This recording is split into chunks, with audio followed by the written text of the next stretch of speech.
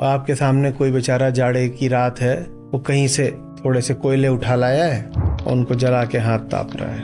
आप अपनी खिड़की से उसको देख रहे हैं, वो नीचे बैठा हुआ है, ठिठुर रहा है, और आपकी एक यहाँ पे अंगूठी है हीरे की और यहाँ गले में हीरों का हार है। आप बड़े आदमी हैं, पर हम कहाँ देख पाते हैं कि कोयले में भी कार्बन है और डायमंड में भी कार्बन है। हम तो ये देख पाते हैं कि दोनों में से किसका नाम से आता है।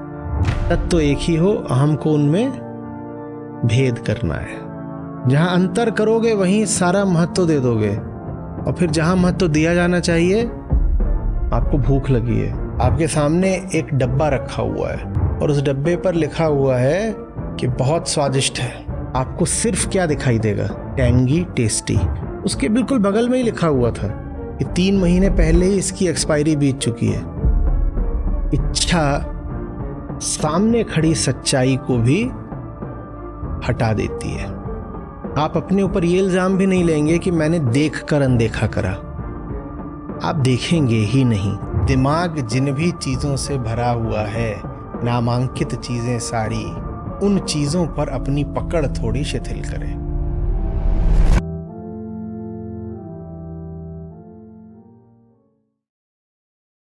छोटा कर देना, विभाजित कर देना, किसी वस्तु को विशेष बना देना कामना के लिए बहुत आवश्यक है। जब तक सामने कोई छोटी चीज नहीं होगी, अहंकार जिएगा कैसे? क्योंकि बड़ी चीज को तो अहंकार खा नहीं सकता, बड़ी चीज तो अहंकार को खा जाती है। अहंकार को अपने सामने छोटी चीज चाहिए, वो उसी के दम पर जिंदा रह पाता है। समझ में आ रही बात?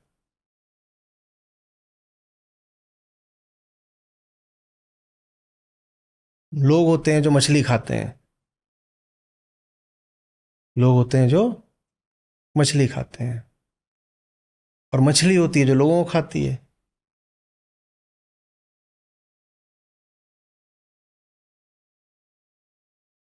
अब समुद्र में है, फंस गए हैं। किसी समुद्री मछली का नाम बताइए। मैं खाता नहीं तो मैं जानता नहीं भाई। ये रोहू वगैरह मिलती क्या समुद्र में? ये नदी में मिलती है। हाँ, ये नदी में ही मिलती है, तुम खाते हो? देखा, गड़बड़ है।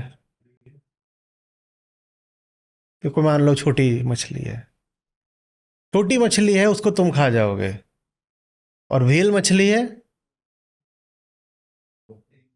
वो तुम्हें खा जाएगी।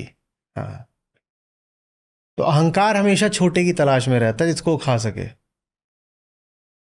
बड़ा सामने आ गया तो अहंकार को खा जाएगा। अहंकार बड़े से घबराता है, और अगर वो बड़े को खाना चाहता है तो क्या करता है? व्हेल को भी अगर पकड़ लेते हैं, व्हेल की भी तो फिशिंग होती है, पकड़ लेते हैं तो फिर उसके भी छोटे छोटे टुकड़े करो। अब आपकी थाली पर व्हेल आ जाएगी। बताओ, गजब हो गया, आपकी थाली पर व्हेल आ गई। व्हेल मछली आपकी थाली पर आ गई और लोग मजे में उसको खा रहे हैं। समझ में आ रही बात? अहंकार चूंकि छोटा है, इसीलिए उसकी मजबूरी है बड़े को भी छोटा बना देने के लिए। इसलिए वो निर्गुण से सगुण का निर्माण करता है और सगुण में अनंत भेद पैदा करता है। उन्हीं भेदों पर तो वो जी सकता है, उसकी मजबूरी है भेद पैदा करना। क्योंकि अहंकार की परिभाषा ही क्या है? अपनी ही दृष्टि में अपूर्णता। अहम माने अहम अपूर्ण, मैं अपूर्ण हूं, इसी को अहम बोलते हैं। मैं देह हूं, इसके लिए तुम्हें बोलना पड़ता है अहम देहास्मि, बोलना पड़ता है ना, नहीं तो पता नहीं चलेगा कि अहम से क्या जुड़ा हुआ है अभी। लेकिन एक वक्तव्य है जहां तुम जो प्रेडिकेट है वो न भी बताओ तो भी स्पष्ट है क्या बोल रहे हो, बस अहम बोल दो। अहम बोलना और अहम अपूर्णास्मि बोलना एक बात है, लेकिन अहम बोलना और अहम देहास्मि बोलना एक बात नहीं है। हो सकता है कि अहम अभी देह बना बैठा हो, ये भी हो सकता है अहम अभी कुछ और बना बैठा हो, लेकिन अहम कुछ भी बना बैठा हो, एक चीज हमेशा तय है, डिफॉल्ट है, अपूर्ण तो बना ही बैठा होगा। कुछ भी बना हो अहम, कुछ बनने के पीछे ही भाव अपूर्णता का है। तो नहीं फर्क पड़ता कि अहम अपने विषय में अभी वक्तव्य क्या दे रहा है। वो कुछ भी बोल सकता है, अहम ये अहम वो, मैं अभी ये हूँ मैं अभी वो हूँ, लेकिन वो जो भी कुछ बोल रहा है एक बात तो वो निश्चित तौर पे बोल ही रहा है, अपने होने भर से वो बात बोल रहा है। क्या? मैं अपूर्ण हूँ, मैं अपूर्ण हूँ, मैं अपूर्ण हूँ। तो मैं कितना बड़ा हूँ फिर? कितना बड़ा हूँ? मैं इतना बड़ा हूँ। जब मैं इतना बड़ा हूँ तो जो सचमुच बड़ा है उससे मुझे क्या लगेगा? लेकिन साथ ही साथ चूंकि मैं इतना बड़ा हूं तो मुझे अपने आप को पूरा भी करना है ना। मैं छोटा हूं, मुझे बड़ा छटपटाहट होती है। तो मैं किस फिराक में रहता हूं? क्या चाहिए मुझे? इधर उधर चीजें उठाऊं। अब इधर उधर से मैं चीजें उठा ही नहीं सकता हूं अगर सिर्फ पूर्ण खड़ा हो मेरे सामने। अगर सिर्फ मेरे सामने पूर्ण खड़ा हो तो मैं क्या उठाऊंगा? कुछ भी नहीं, वो तो बहुत बड़ा, उसको तो उठाऊंगा नहीं। तो अगर मुझे छोटी छोटी चीजें उठानी है अपने खाने के लिए तो मेरी मजबूरी फिर क्या है? मुझे क्या करना पड़ेगा? मुझे उस विराट को chop chop chop chop chop chop chop chop. इसलिए हमें दुनिया में इतनी चीजें दिखाई देती हैं और हर चीज से हमारा कामना का संबंध है। जहां अपूर्णता है वहां क्या चलेगी? साथ में कामना चलेगी ना। मैं अपूर्ण हूं, पूर्ण तो अपने आप को करना है। अपने आप को पूर्ण करना है तो इधर जाके कुछ खाना है, उधर कुछ चबाना है, कुछ जोड़ना है, यही सब तो करना है। अहंकार और क्या करता है दुनिया में? खाना चबाना है तो जहां हिस्से नहीं भी हैं वहां हिस्सा करना है। कर नहीं पाता, ये नहीं कि हिस्से हो गए हैं कि उसने जा करके अहंकार की तलवार ने सत्य के 100 टुकड़े कर दिए। ऐसा हो नहीं जाता। लेकिन अहंकार अपनी दृष्टि में ऐसा रोज करता है। मैंने तो कर ही लिया ना, कोई माने ना माने, मैं तो कर ही रहा हूं। और ये छोटे छोटे जो टुकड़े हैं इन्हीं सबको क्या दिए जाते हैं फिर?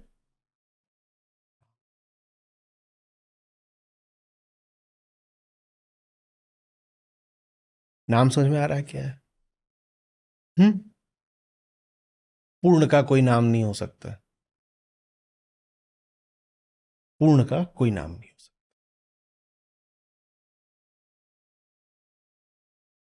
ये भी समझ में आ रहा है कि अहंकार हमेशा नामों को ही क्यों जपता है, छोटे छोटे नामों को? क्योंकि छोटे छोटे नामों से ही तो उसका संबंध है। किसका? कामना का।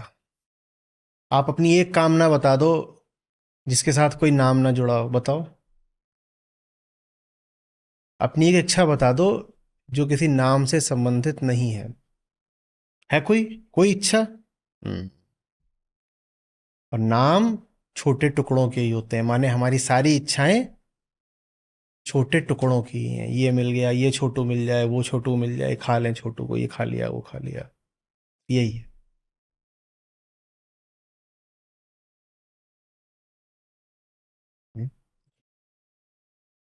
तो अब ये लाओत्जू का हास्य है कि किसी ने पूछ रखा है कि कुछ बताइए, आपको क्या पता है? वही जो वहां पे खड़ा हुआ था संतरी, तो बोल रहे हैं देखो अगर बता देंगे तो कुछ बताया नहीं। हम्म? ताओ ही है जानने लायक, और वो ताओ जिसके बारे में कुछ बोला जा सके, ताओ नहीं है। अभी बहुत पुरानी बात हो गई, हमने कहा करीब 2,500 साल पुरानी बात हो गई है। तो उसने भी कुछ बोला होगा, वो सामने खड़ा था। क्योंकि वो तो अड़ के खड़ा हो गया था कि मैं आपको आगे जाने नहीं दूंगा, आप भगे चले जा रहे हो, पहले ज्ञान दो फिर आगे जाओ। थोड़ा होगा, अच्छा ताओ के बारे में नहीं बता सकते तो किसी और के बारे में बताइए। तो बोले होंगे देखो जिसके भी बारे में बता दूंगा, हम्म, वो असली नहीं है। जिसके भी बारे में बताया जा सकता हो कुछ, वही असली नहीं है। The name that can be named is not the real और इटर्नल नेम।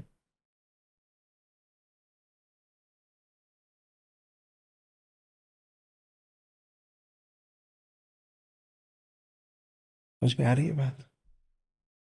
असर ये पड़ना है दिमाग पे कि दिमाग जिन भी चीजों से भरा हुआ है, नामांकित चीजें सारी, उन चीजों पर अपनी पकड़ थोड़ी शिथिल करे।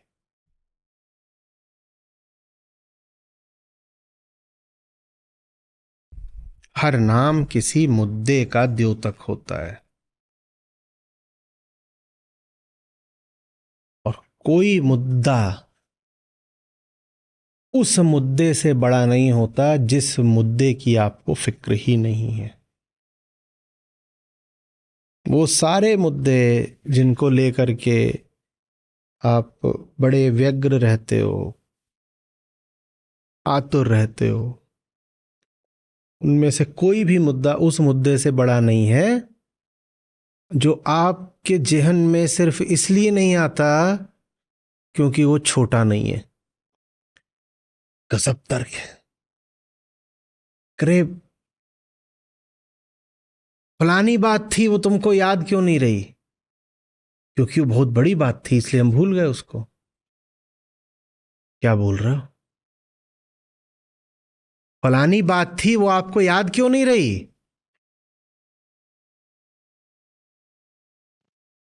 क्योंकि वो इतनी बड़ी बात थी कि भूल गए हम उसको। ये हमारा तर्क होता है।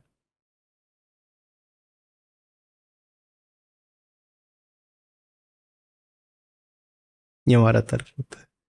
अच्छा बताओ, ये देख रहे हैं यहां क्या क्या है? जल्दी जल्दी बताइए। यहाँ कप है और ये है। पेन तो नहीं है, या है? हाँ चलिए, पेन भी होगा। और ये एक रिकॉर्डर है। इसका नाम किसी ने नहीं लिया ना? इसका नाम क्यों नहीं लिया?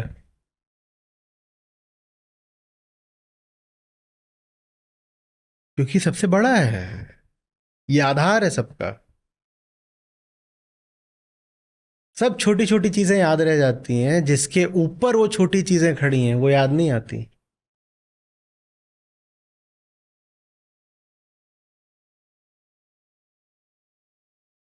मैं यहाँ पूछूं, बताओ यहाँ पीछे क्या दिख रहा है? क्या दिख रहा है? कोई नहीं बोलेगा अब तो। ये तो चीटिंग। आपसे पूछा जाता पीछे क्या दिख रहा है, कोई बोलता दीवार? नहीं बोलता ना। हाँ, जो सबसे बड़ा होता है, जो सबसे बुनियादी होता है, जिसके ऊपर सब खड़े होते हैं, सबसे आसान होता है उसको ही भुलाना। क्योंकि हमारी आंख विशेष को, छोटे को खोजती है, क्योंकि हम छोटे हैं। क्योंकि हम छोटे हैं इसीलिए बड़े को हमारी आंख जहर की तरह उपेक्षा देती है। बात बिल्कुल प्रत्यक्ष होगी।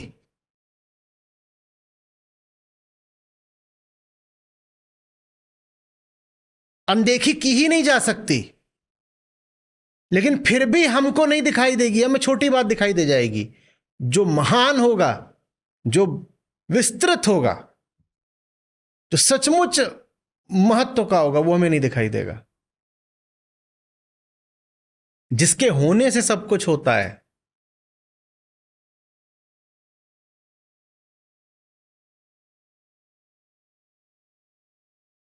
उसका होना उसे कभी नहीं दिखाई देगा। जिसकी हस्ती ही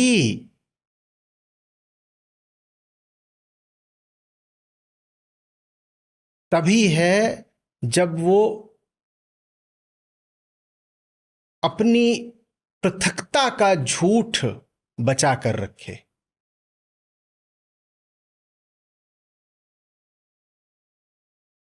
हम्म।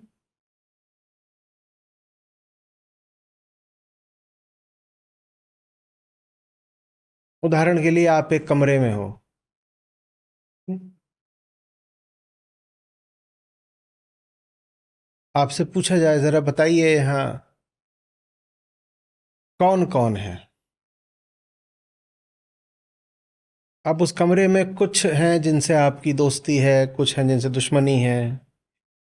कोई है जिसकी तरफ आप जाने वाले हो प्रेम का प्रस्ताव लेकर, कोई है जिसकी हत्या का आप विचार कर रहे हो। ठीक। कोई है जिसको आप बहुत ऊंचा समझते हो, कोई है जिसको बहुत नीचा समझते हो, कोई है जिसकी आप खुशामद करोगे उसके पास बहुत पैसा है, कोई है जिसको आप धुतकार दोगे उसको आप यूं ही समझते हो, हारा हुआ।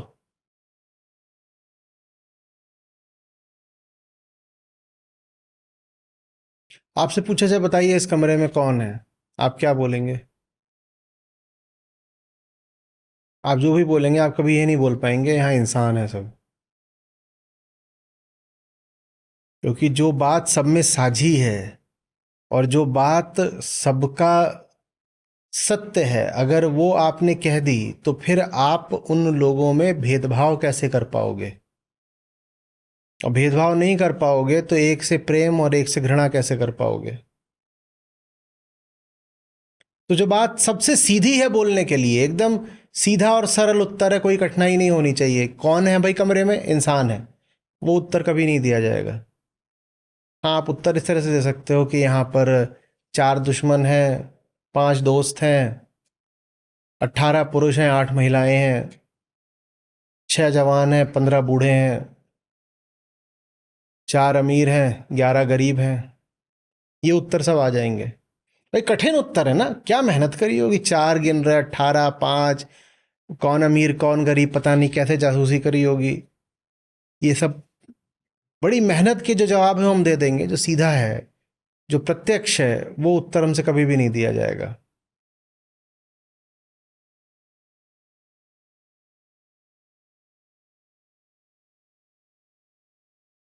ये सब अहंकार की चेष्टाएं होती हैं स्वयं को बचाने की। आप सिर्फ उतना ही देखते हो, वही देखते हो जिससे आपको पोषण मिलता रहे, या कम से कम जो आपकी हस्ती में खतरा ना पैदा कर दे। अब समझ में आ रहा होगा कि सच्चाई देखनी इतनी मुश्किल क्यों होती है। मुश्किल इसलिए होती है क्योंकि अगर देख ली तो आप मर जाओगे।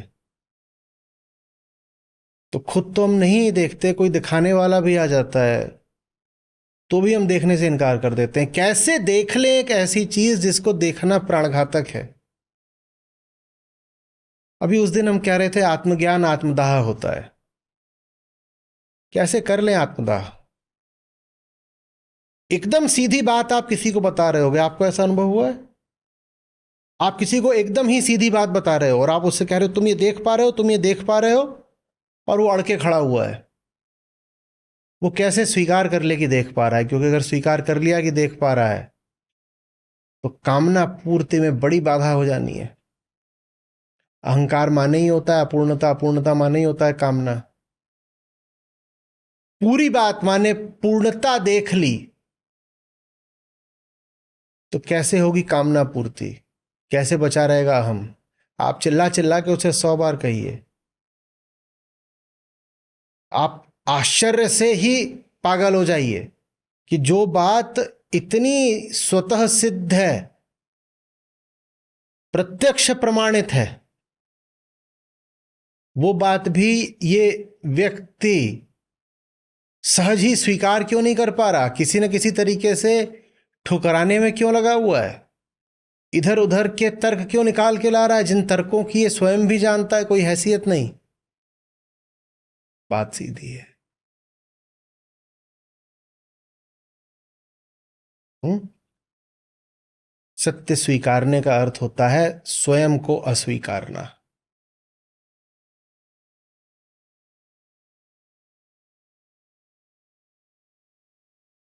अहम को मरना नहीं है,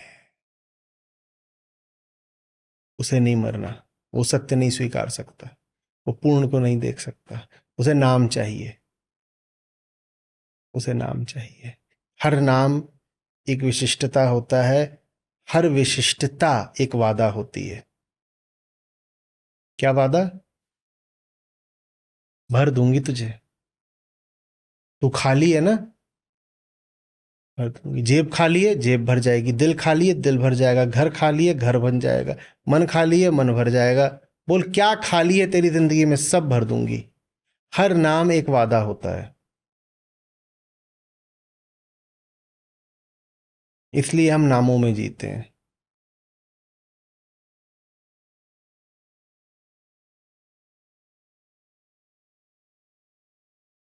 हम्म? जब लाओ त्सु कह रहे हैं ताओ का नाम नहीं, जब लाओ त्सु कह रहे हैं कि जिसका भी नाम है वो असली नहीं, पहली बात ताओ का नाम नहीं, और जिसका भी नाम है वो असली नहीं, तो वो हमें जगत और हमारे संबंध के बारे में कुछ समझा रहे हैं। ये हमें समझाने का चीनी तरीका है। जहां इशारे से समझाया जाता है। हमारे ऋषियों ने सीधा तरीका पकड़ा। वहां पहले परिभाषित कर देंगे, फिर तर्क से सिद्ध कर देंगे, और फिर पूछेंगे समझ गए।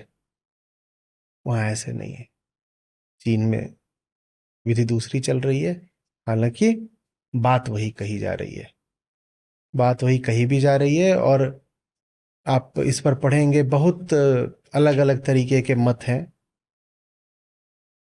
लेकिन बहुत सारे विद्वानों का ये मानना है कि जो बुद्ध और महावीर के समय में भारत में धर्म दर्शन विचार की स्थिति थी, वो लाओ त्सु के वक्तव्यों से इतनी ज्यादा मिलती जुलती है कि ये मानना मुश्किल है कि लाओ त्सु का भारत से कोई संबंध नहीं है। तो संबंध भी दो तरह के बताए जाते हैं। एक तो ये कि उन्होंने भारत आकर के यहाँ लोगों से बातचीत करी थी, शायद शिक्षा ही ली थी। और दूसरे तरीके का संबंध ये बताया जाता है कि वो जब चीन से चल दिए थे तो फिर तिब्बत के रास्ते भारत आ गए थे। लेकिन ये जो जो बात है इशारा देती है कि रिश्ता तो कहीं ना कहीं है। और न भी हो रिश्ता तो क्या अंतर पड़ता है, ये भी बिल्कुल हो सकता है कि भारत से बिल्कुल स्वतंत्र तरीके से, भारत से बिल्कुल एक अलग प्रक्रिया पर चलते हुए लाओ त्सु वहीं पहुंचे जहां भारतीय ऋषि पहुंचे थे।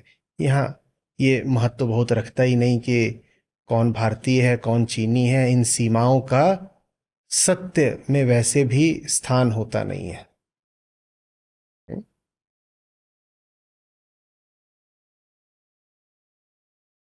जिसका कोई नाम नहीं है वही अंतिम सत्य है। जिसका कोई नाम नहीं है वही अंतिम सत्य। अब हमारे पास तो कुछ है ही नहीं जिसका कोई नाम नहीं है, तो क्यों बता रहे हो बाबा ये हमें? बस चिढ़ाने के लिए? नहीं, चिढ़ाने के लिए नहीं बता रहे, ये बताने के लिए कि तुमने जिन चीजों को पकड़ रखा है उनको अंतिम सत्य मत मान लेना, बस इतना ही है प्रयोजन।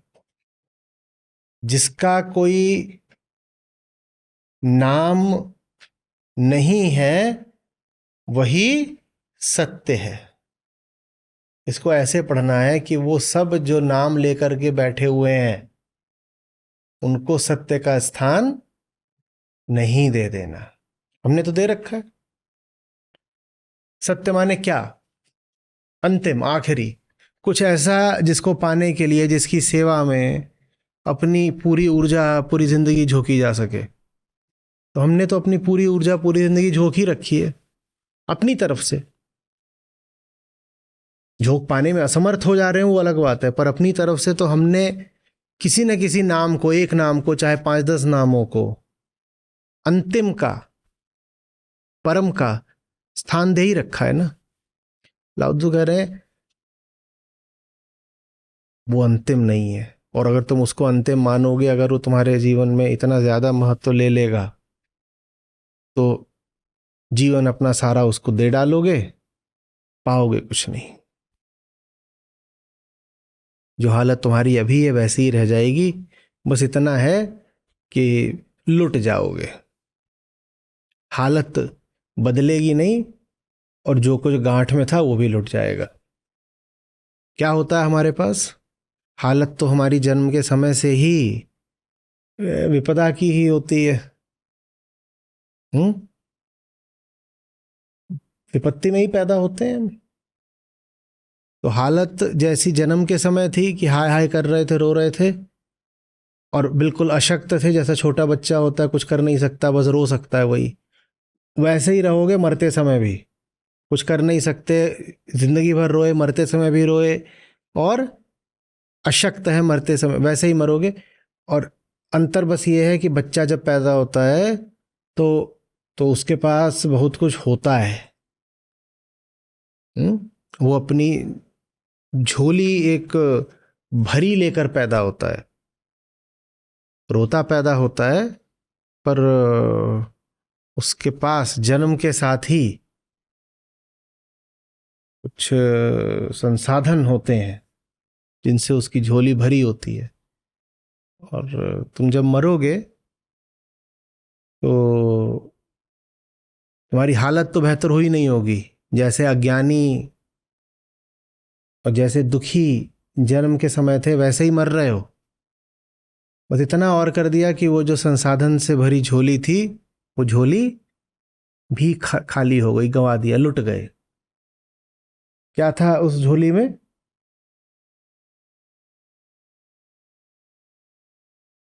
समय, ऊर्जा,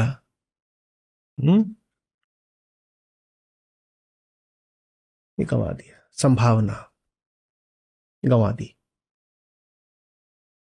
ये गंवा दी। क्यों गंवा दी?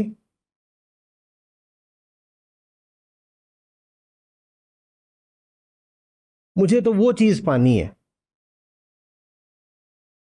मुझे तो वहां पहुंचना है, मेरे लिए तो ये मकसद है।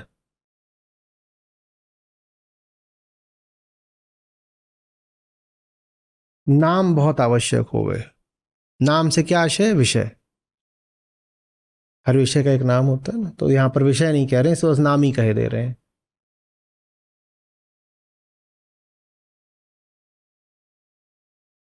थोड़ा हल्के रहो, थोड़ा मजाक में ले लो। जीवन है तो बहुत चीजों के पीछे चलना, कभी खेल होता है, कभी जिम्मेदारी होती है, और कभी अभिनय की तरह करना पड़ता है।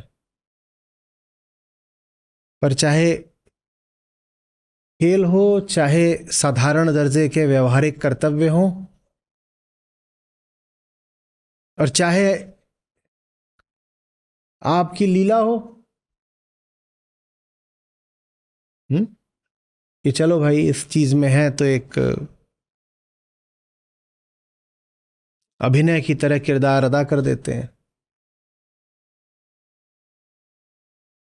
थोड़ा हल्के में लेना।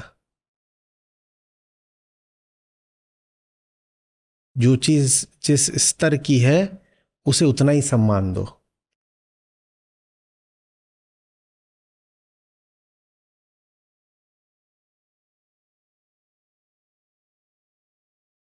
और जीव के लिए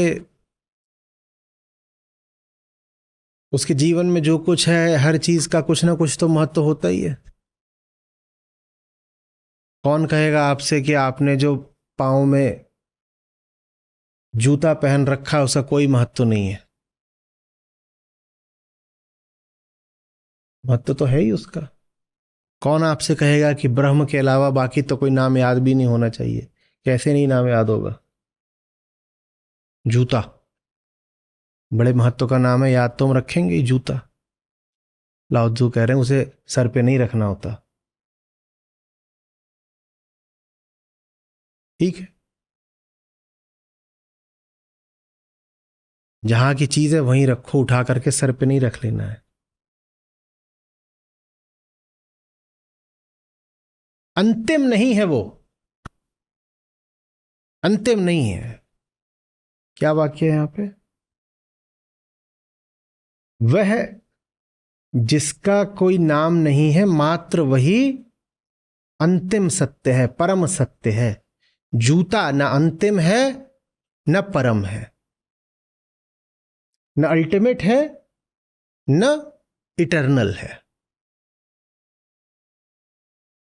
जिंदगी में हर चीज की कुछ ना कुछ जगह होती है, आपको पता होना चाहिए कि उसकी क्या जगह है।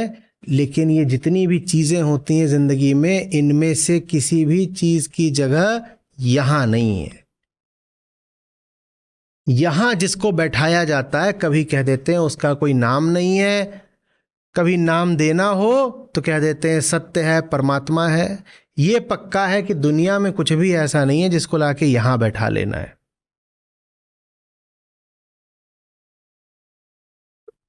दुनिया में जो कुछ भी है उसको जूते जैसा मानो, यात्रा में काम आएगा बस। जूते का महत्व तो है ना, यात्रा में काम देता है। तो सुंदर शब्द है ना, द वे, ताओ। आप यात्री हो और मंजिल कुछ नहीं है, रास्ता ही रास्ता। उसी रास्ते को क्या बोलते हैं? दाओ। दाओ भी बोलते हैं, ताओ भी बोलते हैं, जैसे मन में हो बोल लो। चीनियों के अपने तरीके हैं बोलने के, अब कौन उसमें पारंगत होता रहे।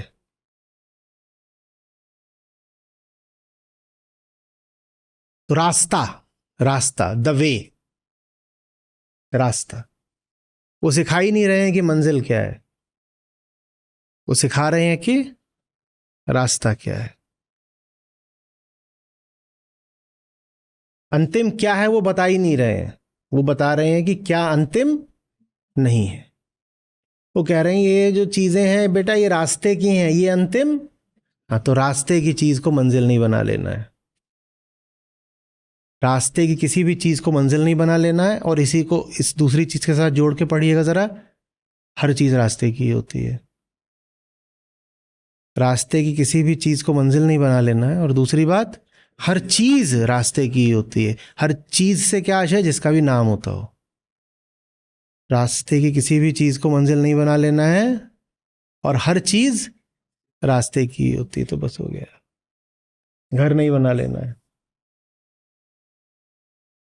यात्रा, यात्रा, बस यात्रा। यहाँ पे रुकने का, घर बनाने का तो कोई स्थान ही नहीं है। घर के बारे में भी आगे लाओत्जू एक बड़ी मजेदार बात कहेंगे।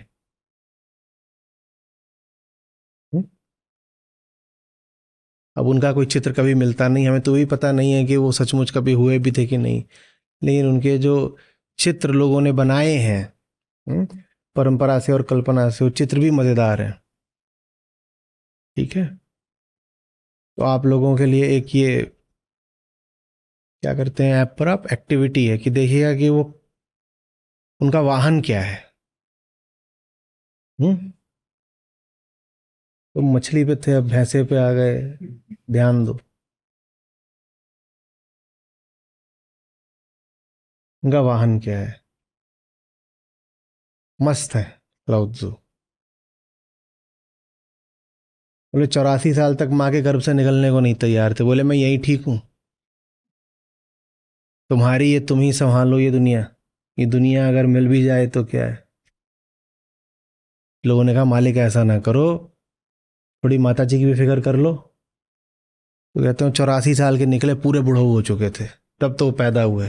उन्हें पैदा, प्रतीक दूर तक जाता है, उन्हें पैदा होने का कोई शौक नहीं था। वो जानते थे पैदा होने में कुछ रखा नहीं, पैदा होने माने यही नाम भेद की दुनिया में पैदा होना। बोले मुझे आना ही नहीं है। फिर लोगों ने थोड़ा आग्रह करा कि अरे आ जाइए कुछ आप, हम लोगों को भी, छोटे लोगों को थोड़ा ज्ञान दे दीजिए। तो वो आए, बोले हाँ बताओ क्या है। और उसके बाद भी वो उसी से बात करते थे जो खुद उनके पास आ जाता था। जो उन्होंने किताब नहीं लिखी उससे क्या आशय है, क्या प्रतीक है? उनका कोई मन नहीं था कि समय की रेत पर अपने पदचिन्ह छोड़कर जाऊं। बोले मैं जा रहा हूं और मैं ऐसे गायब हो जाना चाहता हूं जैसे मैं कभी था ही नहीं, अजन्मा अजात। वैसे भी मेरे होने का महत्व क्या है? मनुष्य ही मिथ्या है, तो मैं क्या यहां पर अपना पीछे से, होता है ना बादशाह लोग मकबरे बनवा रहे हैं, स्मारिकाएं खड़ी कर रहे हैं।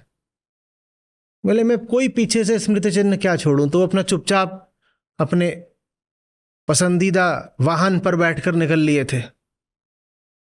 वो तो एक ने उनको पकड़ लिया, बोले तुम वही हो? बोले मैं नहीं हूं। इसका नाट्य रूपांतरण हो तो बड़ा मजेदार बनेगा। और इधर उधर से भागने की कोशिश कर रहे हैं। अब 84 में पैदा हुए थे, पता नहीं कितने तो साल के थे जब वो उधर को निकल रहे हैं तिब्बत को। तिब्बत की ठंड, और वहाँ जो खड़ा हुआ बोले जाने नहीं दूंगा, भागे होंगे इधर, तो उसने धर लिया होगा। बोले ज्ञान दीजिए तो जाने दूंगा। तो तब जा करके कुल मिला करके छोटी छोटी बातें, कोई बहुत लंबा चौड़ा ग्रंथ ही नहीं है, तब जाके छोटी बातें उन्होंने बोली। और वो छोटी बातें, अच्छा इसमें आगे भी है बहुत सारी रोचक बातें, अब इकट्ठे याद भी नहीं आएंगी, कुछ तो मुझे दोबारा पढ़नी पड़ेंगी फिर याद आएंगी। अभी स्मृति से बता रहा हूँ, और पढ़ूंगा और बताऊंगा। आगे ये है इसमें कि एक कहते हैं कि वो जब उधर को चले तो इसने जिसने कहा था कि मुझे बता दीजिए तो फिर मैं आपको जाने दूंगा, तो ये इसको बार बार बोल रहे थे नहीं नहीं मत सुन तू, कोई फायदा नहीं है। उसने सुन लिया, सुनने के बाद क्या हुआ, हाँ गायब हुआ। कैसे गायब हुआ, वो भी चल दिया, वो भी चल दिया। तो कहते हैं कि लाउत्जू को कुल मिलाकर के एक शिष्य मिला जो फिर उनके साथ अंत तक रहा, वो यही था जो वहाँ पहरेदार खड़ा हुआ था।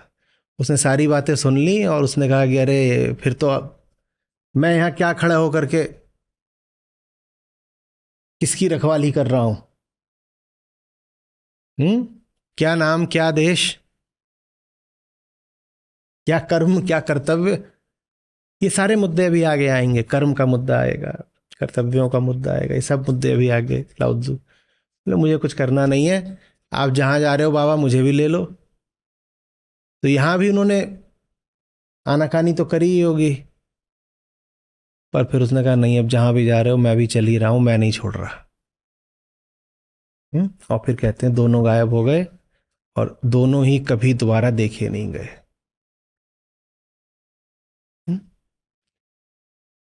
बोध कथाएं, उससे आशय क्या है समझना। गायब होने से क्या आशय होता है, मिट जाना। स्थूल अर्थ तो ये हुआ कि वो व्यक्ति शारीरिक रूप से विलुप्त हो गया।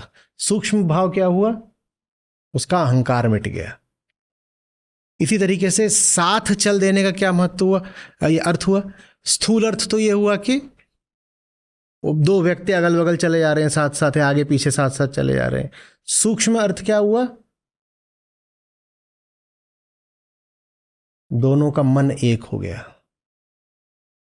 और अगर लाउत्जू आत्मस्थ थे तो वो जो पहरेदार था उनका श्रोता वो भी आत्मस्थ हो गया। तो इस तरह से दोनों साथ चल दिए। ठीक है,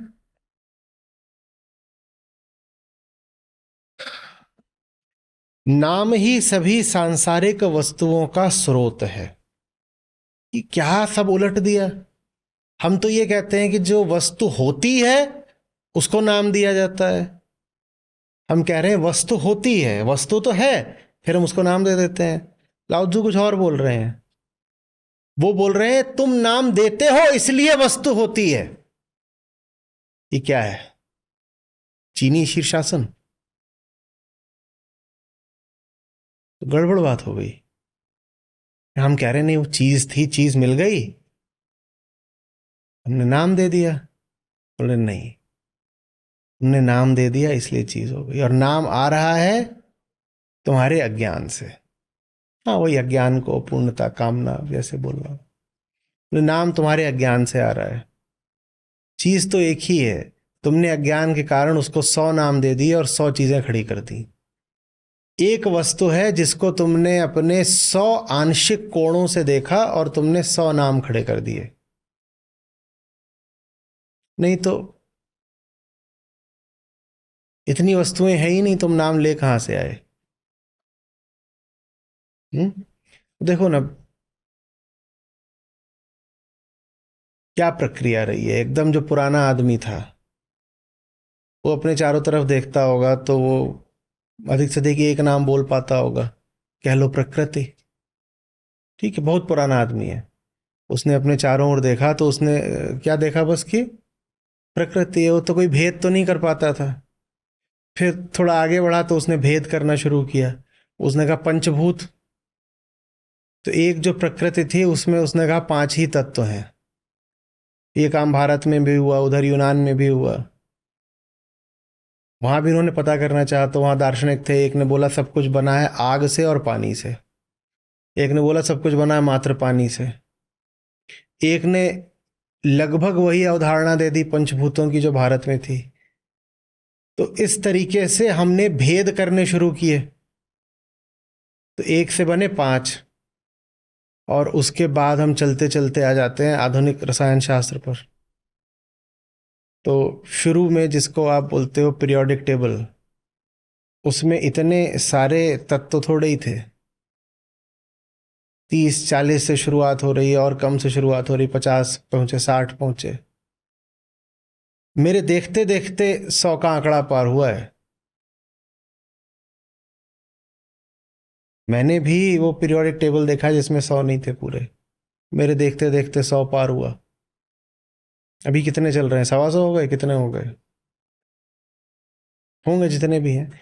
तो माने विविधता बढ़ती गई, माने नाम बढ़ते गए, नाम बढ़ते गए, सब अलग अलग लग रहा है, नाम बढ़ते जा रहे हैं, नाम बढ़ते जा रहे हैं। फिर ज्ञान और बढ़ा, तो कहा ये जितने हैं इनको कम करो रे, 1 से 5, 5 से 125, और 125 से फिर कम हो गया, कि 3। बोले जितने हैं सब में 3 ही होते हैं, तो ये इतने सारे करने की जरूरत नहीं है। 3 करो, 3 बल्कि 4 कर लो। 3 माने इलेक्ट्रॉन, न्यूट्रॉन, प्रोटॉन, और चौथी चीज क्या हो गई? उनकी संख्या। 3 तो ये फंडामेंटल पार्टिकल हो गए, और चौथी चीज मान लो कि उनकी संख्या। बस ये 4 भेद है, ये 4 विधताएं होती हैं, इतने सारी बात करने की जरूरत नहीं है। फिर ज्ञान और आगे बढ़ा, तो बोल रहे ये जिसको तुम 3 बोल रहे हो, ये तीनों भी फंडामेंटल नहीं है, ये तीनों भी तोड़े जा सकते हैं। और उनको तोड़ा गया तो और भी फंडामेंटल पार्टिकल निकल के आ गए। पहले तो हमको लगा था कि ये इंडिविजिबल है, इलेक्ट्रॉन थोड़ी टूटेगा, अब तो इलेक्ट्रॉन टूट गया, उसमें और फंडामेंटल चीजें निकल आई। समझ में आ रही बात? अब अंततः हम फिर वहां पर आ गए हैं जहां बस एक है, जहां एक है, एक है। तो ज्ञान ने क्या काम करा है? ज्ञान ने एकीकरण करा है ना। ज्ञान ने नामों को साफ कर दिया, सब कुछ जो अलग अलग लगता था उसको एक बता दिया, करे अलग अलग नहीं है, एक है, ये अलग अलग है ही नहीं। समझ में आ रही बात? अज्ञान का काम है 100 देखना, और ज्ञान का काम है 100 में एक को देखना।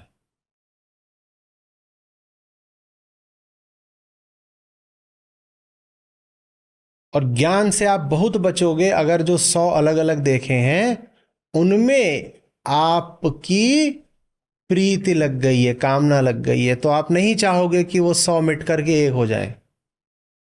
आप चाहोगे उन 100 में से विशिष्टताएं बनी रह जाएं। ये तो अलग है साहब, ये तो बहुत, तो चीज ही ऐसी है।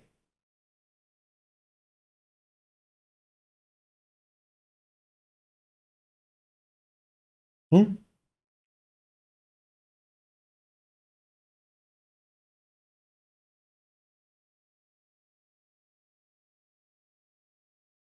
आप हीरे की अंगूठी पहन के बैठे हुए हैं, हम्म, आप अपने आप को अमीर बोल रहे हैं, ठीक है, और आपके सामने कोई बेचारा जाड़े की रात है, कोयला जला के हाथ ताप रहा है। आप अपनी खिड़की से, अपना आपका सेंट्रली हीटेड है कमरा, आप अपनी खिड़की से उसको देख रहे हैं, वो नीचे बैठा हुआ है, ठिठुर रहा है, लगभग 0 डिग्री तापमान हो रहा है, और वो क्या कर रहा है? वो कहीं से थोड़े से कोयले उठा लाया है और उनको जला के हाथ ताप रहा है। और में लकड़ी भी उसने डाल दी, इधर उधर की टहनियाँ टूटी पड़ी थी, वो लाके उसमें छोंक दी। और आपकी एक यहाँ पे अंगूठी है हीरे की, और यहाँ गले में हीरो का हार है, आप बड़े आदमी हैं।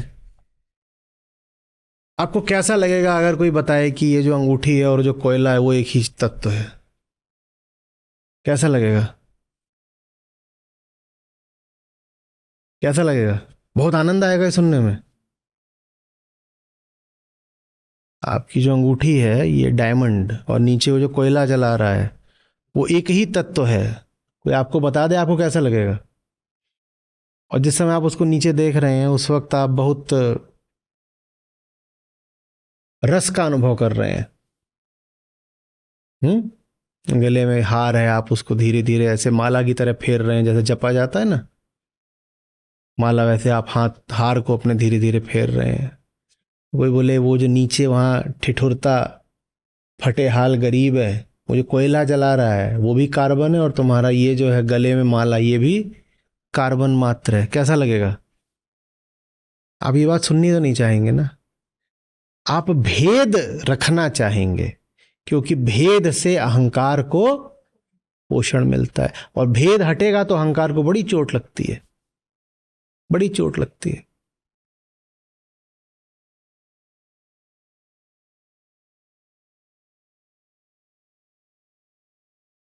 कार्बन अगर डायमंड है तो वाह भाई वाह, और कार्बन अगर साधारण कोल है तो आ भाई आ।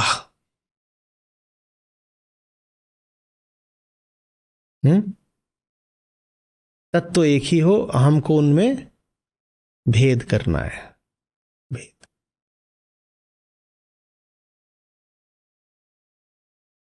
हम थोड़ी देर पहले कह चुके हैं कि जहां भेद नहीं है वहां आप भेद करते हो, तो जहां भेद है वहां भेद करने से चूक जाते हो। भेद कहाँ करना होता है? ज्ञानियों ने हमसे कहा है एक ही भेद है जो करो। झूठ मूठ के भेद करने का नुकसान ही यही है कि जहां भेद करना चाहिए वहां नहीं करोगे। कौन सा भेद करना चाहिए? सार असार भेद, सार असार भेद, सत असत भेद, नित्य अनित्य भेद।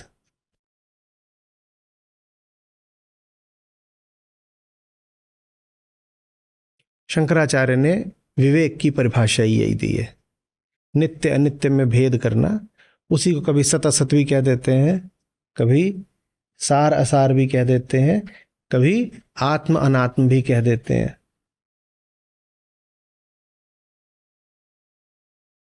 ये बस एक भेद करना है और नहीं कोई भेद करना, बाकी अभेद में जीना है। सिर्फ एक ये जगह है जहां कह देना है कि कुछ ग्रहण है और कुछ अग्राह्य है, बाकी तो सब एक ही है, बाकी सब एक है। लेकिन भेद का जो अधिकार है आपके पास वो ऐसा है जैसे कर्ण के पास जो शक्ति थी कि उसका इस्तेमाल बस एक बार हो सकता है, वन टाइम यूसेज। एक बार इस्तेमाल कर दिया उसको दोबारा नहीं कर सकते। रीयूजेबल ये नहीं कर सकते।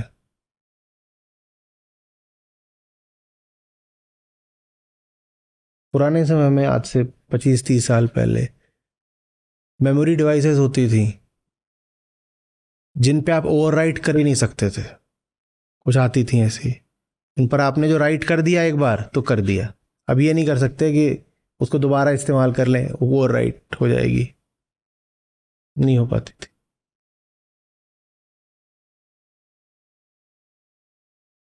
समझ आ रही बात? उसका एक इस्तेमाल कर लिया फिर नहीं। तो भेद का अधिकार ऐसा ही है, अगर आपने वहां पर अंतर करने शुरू कर दिए जहां कोई अंतर करना नहीं चाहिए, तो वहां अंतर करने का अधिकार खो दोगे जहां अंतर करना चाहिए।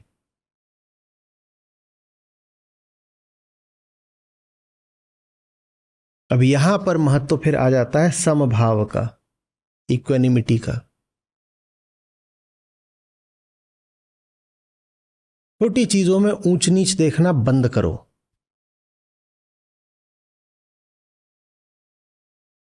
वहां जो चल रहा है चलने दो, उपेक्षा। जहां अंतर है नहीं या जहां अंतर बहुत सतही है नाम मात्र के हैं,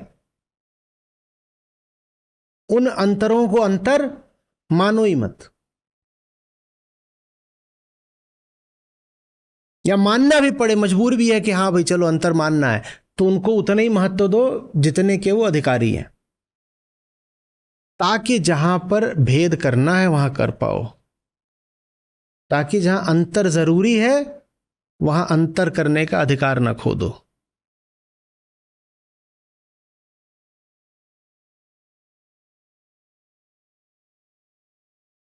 आ रही ना बात समझ में? इतना ज्यादा अगर ध्यान दोगे कि खाने में स्वाद है कि नहीं है, और स्वाद जरा सा कम हो गया तो चिल्ल पौ, चीख पुकार, थाली बजा दी, कटोरी उठा के फेंक दी। अगर इतना ज्यादा ध्यान दोगे स्वाद पर, तो तुम्हारा रसोइया बहुत स्वादिष्ट खाना बना देगा, और फिर इस बात पे ध्यान नहीं दे पाओगे कि खाना पौष्टिक है कि नहीं। समझ में आ रही बात? जहां अंतर करोगे वहीं सारी ऊर्जा लग जाएगी, जहां अंतर करोगे वहीं सारा महत्व दे दोगे, और फिर जहां महत्व दिया जाना चाहिए वहां महत्व नहीं दे पाओगे। हम रेस्टोरेंट में जाते हैं, सारा का सारा अंतर हम किस बात पर करते हैं? जब आप कहीं जाते हैं, कोई दावत होती, शादी ब्याह, कोई पूछता है खाना बढ़िया था, किस आधार पर आप बोलते हैं बढ़िया था कि नहीं था? बढ़िया था या बढ़िया नहीं था, ये अंतर आप किस आधार पे करते हो? स्वाद के आधार पे। हाँ, तो जब स्वाद के आधार पे अंतर कर लिया, तो जिस आधार पर अंतर करना चाहिए था उस आधार पर नहीं कर पाएंगे। किस आधार पे अंतर होना चाहिए था? कि पौष्टिक कितना था। किसी दावत में कभी आपको ये विचार भी आया है कि ये खाना पौष्टिक कितना है? बड़ी से बड़ी दावत हो, ऐसी जगह से वहां पर थाली आई है कि 3,000 रुपए की एक थाली, लेकिन वहां भी कभी भी वो थालियों वाली जगह पर ये नहीं लिखते हैं कि ये जो सब्जी है इसमें इतना विटामिन है, इतना मिनरल है और इतनी कैलोरी है। कभी लिखते हैं क्या? क्योंकि अंतर उन्होंने कर डाला है, सारा अंतर उन्होंने पूरी ऊर्जा दे दी है उसको। किस चीज को? स्वाद को। स्वाद में जरा भी ऊंच नीच हुई है तो उन्होंने जान लगा दी है स्वाद को ठीक करने में। सारी जान जब स्वाद को ही ठीक करने में लगा दी है, सारा महत्व जब स्वाद को ही दे दिया है, तो अब कहां अधिकार बचा है, कहां ऊर्जा बची है, कहां समय बचा है पोषण का कुछ ख्याल करने को? हाँ, स्वाद अब बढ़िया कर दिया है।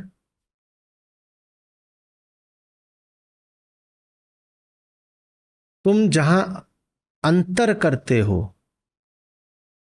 उसी जगह जीवन बीत जाता है। जहां जीवन न बिताना हो वहां कृपा करके अंतर न कीजिए, वहां ऐसे रहिए जैसे सब ठीक है।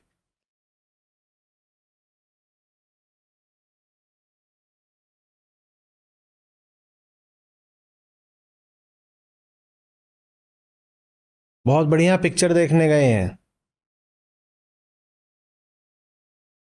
और अंतर इस बात पे करने लगे कि आप बैठे हो और उधर वाली पीछे वाली सीट है वो ज्यादा टिकट की थी और ज्यादा आरामदायक थी। ये फर्क आपके जहन में आ गया, तो अब यही पिक्चर चलेगी 2 घंटे।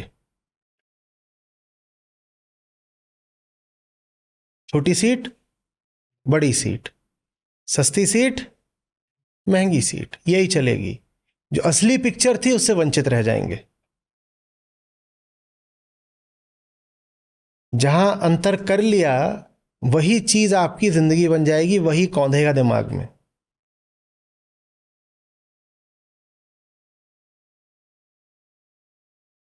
समझ रहे बात को?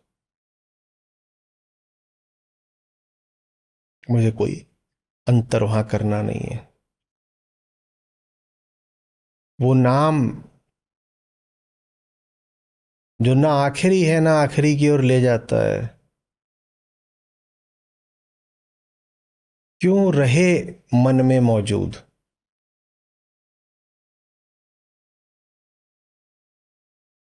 जिसकी पात्रता नहीं उसको मन में स्थान क्यों।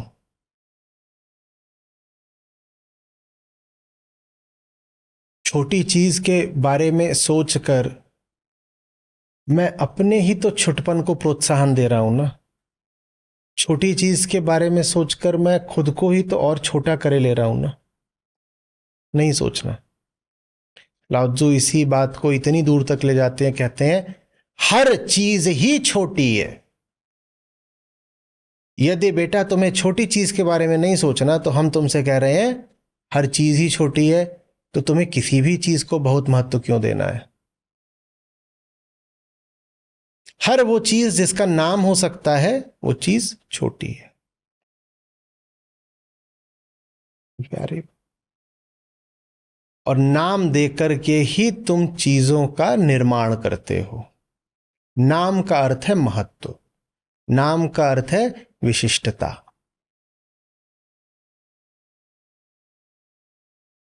जहां महत्व नहीं है वहां निर्माण नहीं होगा।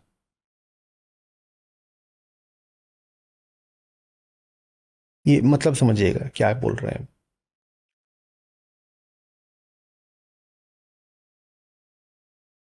साधारण रोटी है और पिज्जा है, ठीक है।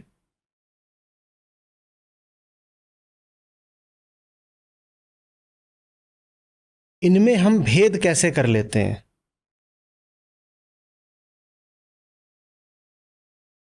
इन दोनों के मूल में तत्व क्या है, गेहूं। पर आप अंतर कैसे कर लेते हैं।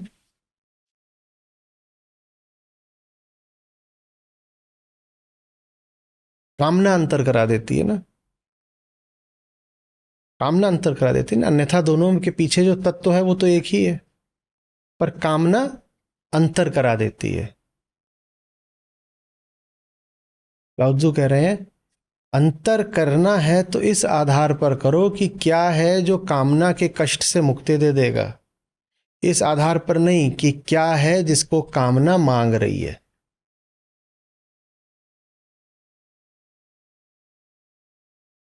कामना के कष्ट से मुक्ति आपको न रोटी दे सकती है न पिज्जा दे सकता है। लेकिन कामना के चलाए चलोगे तो इन दोनों में बहुत फर्क है। कामना से मुक्ति का लक्ष्य रखोगे तो इन दोनों में कोई फर्क नहीं है।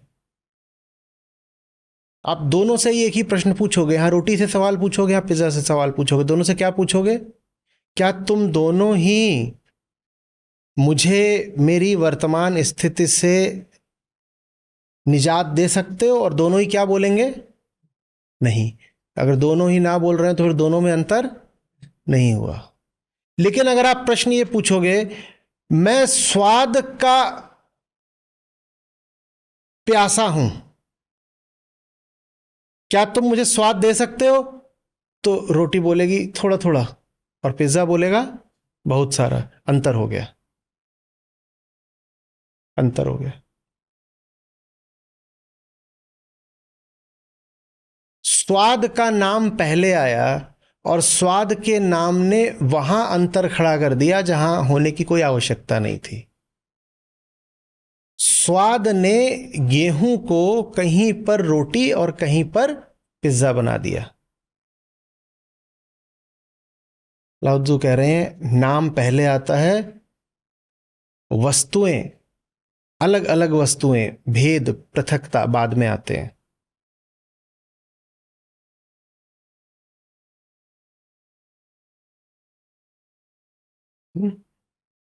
कामना पहले आती है और कामना ही विशिष्टताओं का निर्माण कर देती है।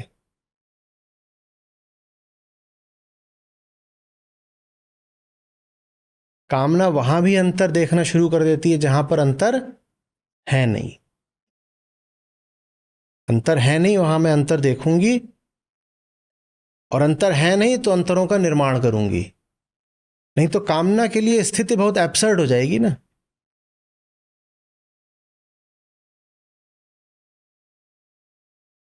आप कुछ खास मांग रहे हो और खास कुछ है ही नहीं, खास कुछ है ही नहीं, तो कामना की फिर हालत क्या बचेगी? अरे खास कुछ है ही नहीं, चाहिए मुझे खास, तो कामना अतृप्त ही रह जाएगी। दुकानदार इस मनोविज्ञान से अच्छी तरह परिचित होते हैं।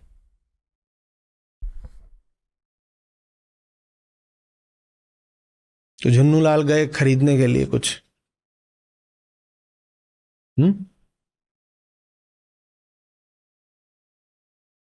मान लीजिए शर्ट, तो उनको शर्टें दिखाई गई, अभी एक के बाद एक शर्ट दिखाई जा रही हैं। वो सब जो शर्टें थी वो एक ही दाम की थी उस दिन।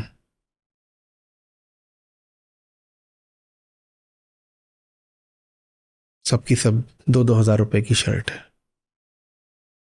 ये जो गए हैं खरीदने, बोले नहीं कुछ बढ़िया दिखाओ, खास दिखाओ, खास दिखाओ, ये पसंद नहीं आ रहा, कुछ इससे अच्छा दिखाओ।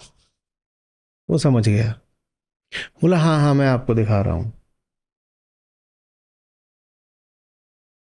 वो अंदर गया, वही जो लॉट दिखा रहा था, उसी में से 4 शर्टें उठाई, उनका दाम करा 4,000 और वो लाके झुन्नू लाल के सामने रख दिया। बोले ये 4 हैं बिल्कुल खास, सिर्फ आपके लिए।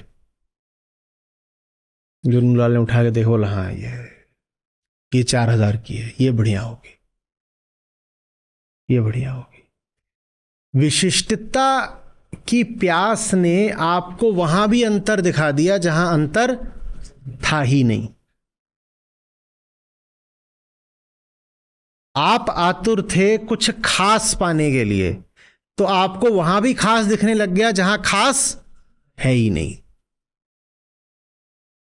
और ये देख करके, जैसी झूठी खासियत देख करके, आप बस लुट करके ही वापस आ गए। 2,000 चीज के 4,000 दे दिए और बहुत प्रसन्न हो गए कि मुझे तो कुछ खास मिला है। आपको जो खास मिला है वो खास है नहीं। आपकी कामना एक ऐसी चीज में खासियत आरोपित कर रही है, सुपर इंपोज कर रही है, जो खास नहीं है। ये बात माया भी जानती है और दुकानदार भी। आप खास की तलाश में हो ना, तो आम को भी खास बनाकर प्रस्तुत कर दिया जाएगा, आप उसके ऊंचे दाम चुका करके उसे घर ले जाओगे। आप उसका गुण नहीं देख रहे, आप उसकी विशिष्टता देख रहे हो। विशिष्टता आपको क्या दिखाई दी? इसका दाम विशिष्ट है। गुण यदि देखा होता तो दिख जाता कि इसका गुण तो बिल्कुल उन्हीं शर्टों जैसा है जो 2,000 की हैं, तो ये विशिष्ट तो है ही नहीं।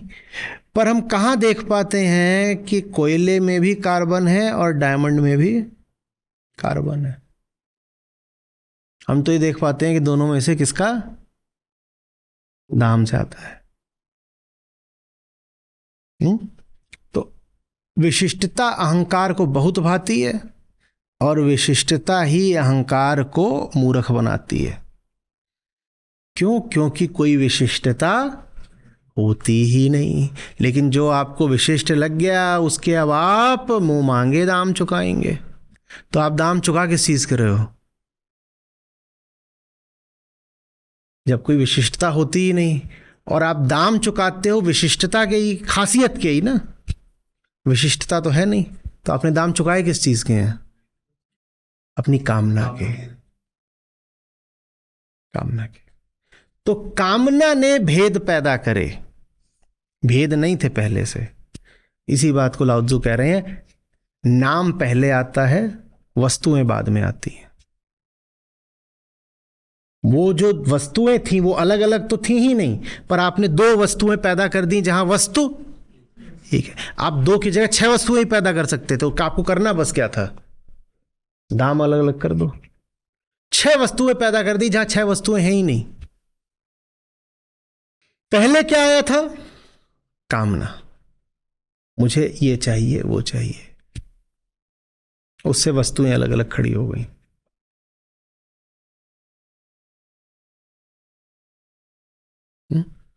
जिसके कामना नहीं रह जाती उसके लिए बड़ा मुश्किल हो जाता है इस चीज और उस चीज में भेद करना।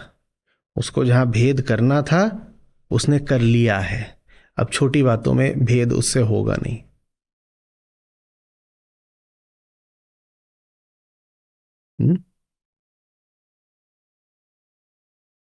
ये आपकी आंतरिक तरक्की की पहचान भी होगी। बहुत सारी बातें आप चाहे लाओत्जू के साथ हो, चाहे गीता समागम में हमारे साथ हो, अगर आपके जीवन में ये होने लग गया है कि बहुत सारी बातें जो पहले बड़े महत्व की लगती थी अब आप उनके प्रति उदासीन होने लगे हैं, तो जानिएगा कि आपका जीवन बढ़ रहा है ऊंचाई की ओर। और बहुत सारी बातें जिनको आप पहले उपेक्षित से छोड़ देते थे, वो बातें अब छोड़ी नहीं जाती, वो बातें अब महत्व की हो गई हैं। तो कुछ कुछ तो घट रहा है जीवन में।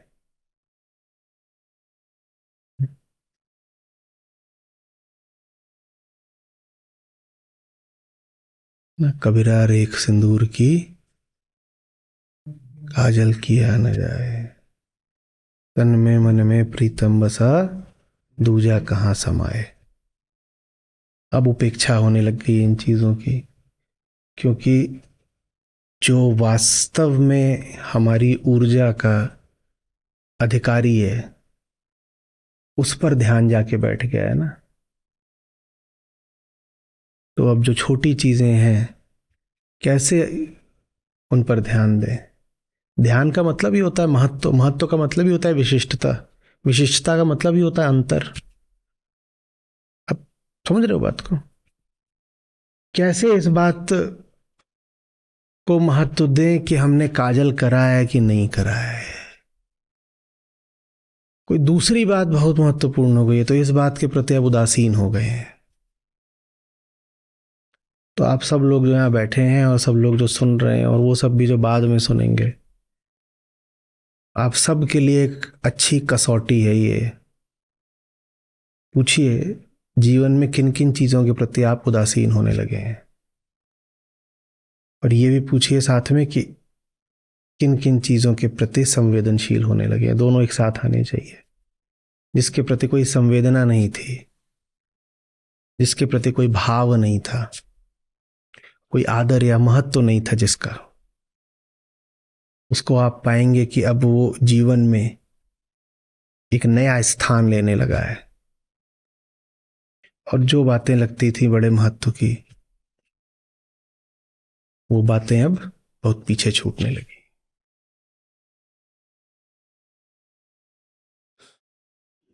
अध्यात्म जो है सारा, वो एक तरीके से मूल्यों का ही तो विज्ञान है।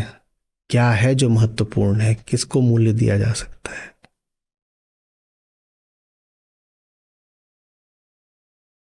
किसको मूल्य दिया जा सकता है। और जो ये जान गया कौन सी चीज महत्व की है कौन सी नहीं, वो दार्शनिक हो गया। औपचारिक रूप से इसको एक्सियोलॉजी बोलते हैं, ये जानना कि क्या महत्वपूर्ण है क्या नहीं है। फिलॉसफी की एक पूरी शाखा इसी को समर्पित है, द स्टडी ऑफ वैल्यूज।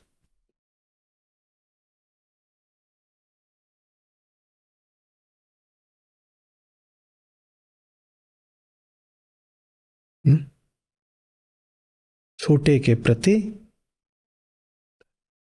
छोटे को ही लाओत्जू यहां कह रहे हैं नामधारी, नाम लेके बैठा हुआ है। छोटे के प्रति उदासीनता और बड़े के प्रति संवेदनशीलता। चीजें भूल गए। वैसे ही साहब का एक और है जिसमें वो भूलने की बात करते हैं, कहते हैं, अगर ठीक से मुझे याद आ रहा है कि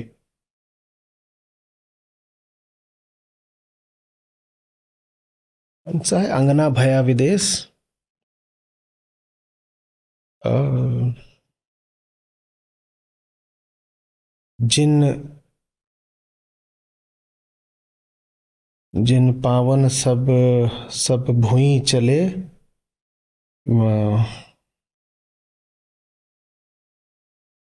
करना अंगना भया विदेश। उसमें भी उनका आशय यही है कि वो सब कुछ जो पहले अपना लगता था, अब उससे कोई नाता सा ही नहीं दिखाई देता। अपना ही आंगन अब विदेश जैसा लगता है। वहां भी वही है। माने अपने आंगन में और विदेश में कोई अंतर नहीं रह गया है। पहले अंतर करते थे इन चीजों में, अब अंतर नहीं करते। अब लगता है कि एक है। सत्य के लिए इसीलिए एक नाम है निरंतर। निरंतर जो सत्य में स्थापित हो जाता है वो प्रकृति में निरंतर हो जाता है। उसके लिए अंतर करना मुश्किल हो जाता है। हुँ?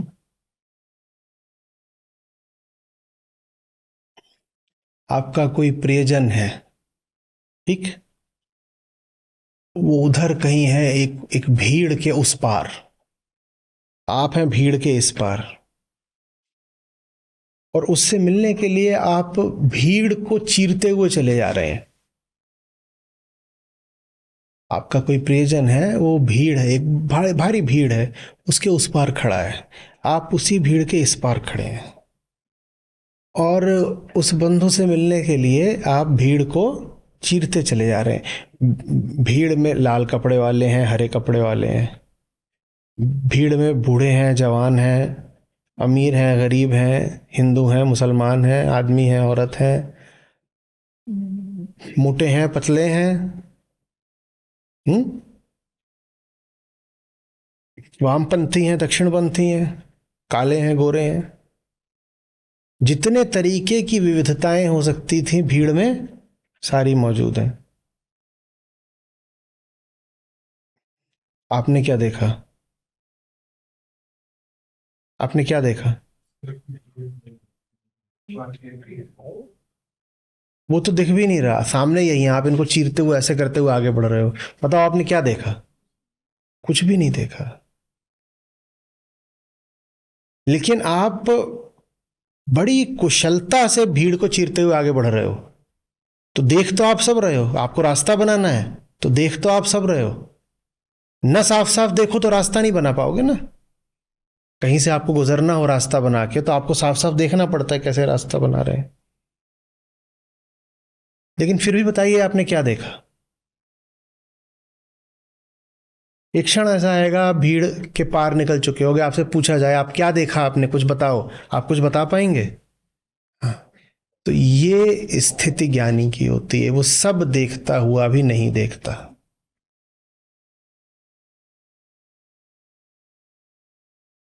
और ये वक्तव्य बिल्कुल ऐसा है जैसे अभी अभी अष्टावक्र मुनि बोल गए हो। वो सब देखता हुआ भी नहीं देखता। नहीं देखा होता तो रास्ता नहीं बना पाता, तो हम ये नहीं कह सकते कि उसने देखा ही नहीं, उसने देखा तो जरूर है, लेकिन फिर भी कुछ नहीं देखा। उसकी आंखों में कौन था? तन में मन में प्रीतम बसा, दूजा कहां समाए। देख तो रहे थे भीड़ को रास्ता बनाने के लिए, लेकिन फिर भी आंखों के भीतर, आंखों के पीछे प्रियतम ही बैठा हुआ था। ये स्थिति ज्ञानी की होती है, वो जिंदगी ऐसे जीता है। वो सब देखते हुए भी कुछ नहीं देखता, वो सब सुनते हुए भी कुछ नहीं सुनता, वो सारे अनुभवों से गुजरता हुआ भी सब अनुभवों से अछूता रहता है। वही जैसे पौराणिक कहानी है। उस दिन आप लोगों को गई भी थी ब्रॉडकास्ट में कि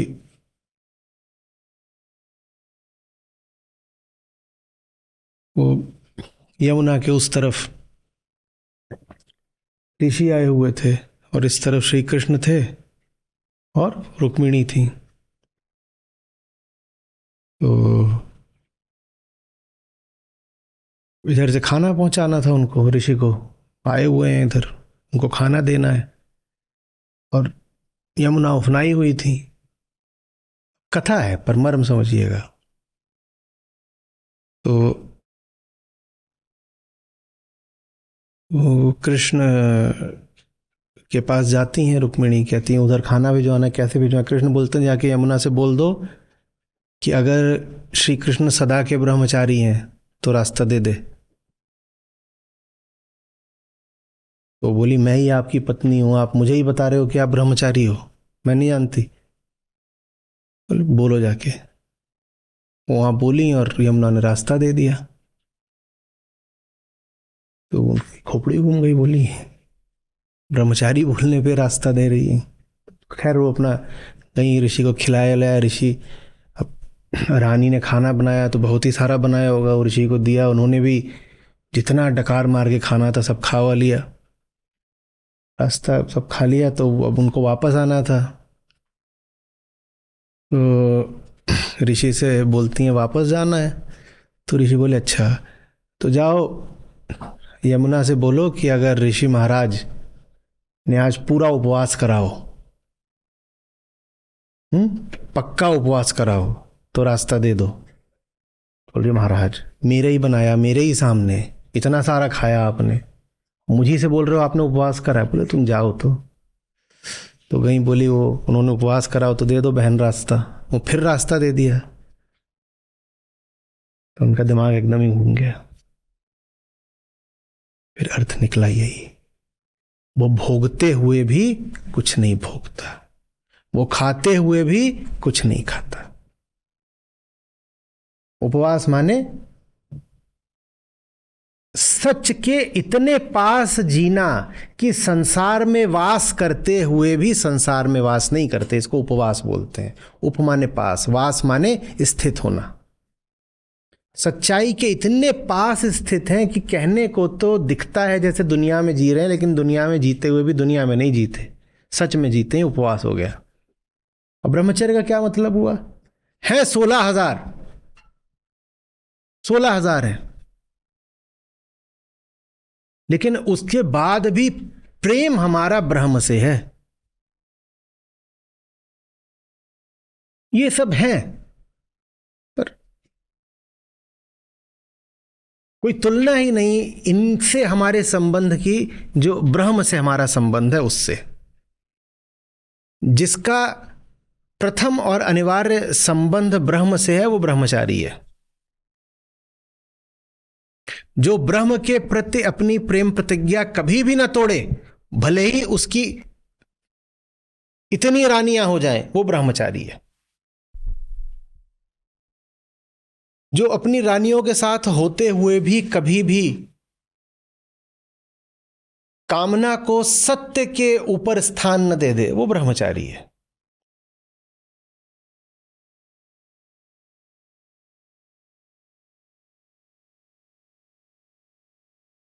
समझ में आ रही है बात?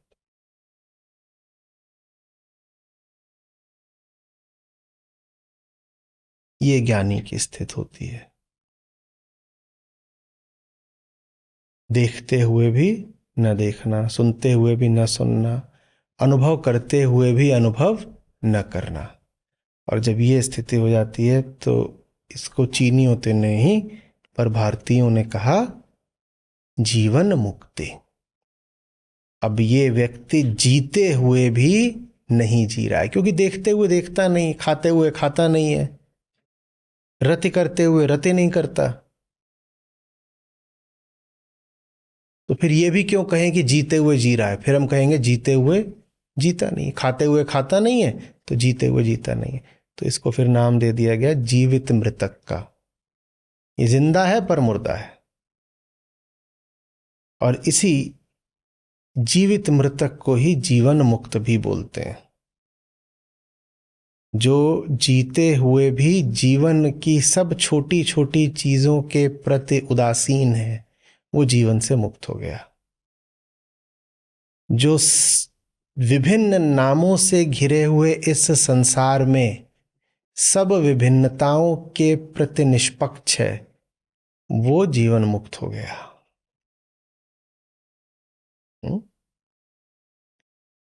जो क्षुद्र बातों पर उत्तेजित हो जाए उसको जीवन मुक्त नहीं बोलते।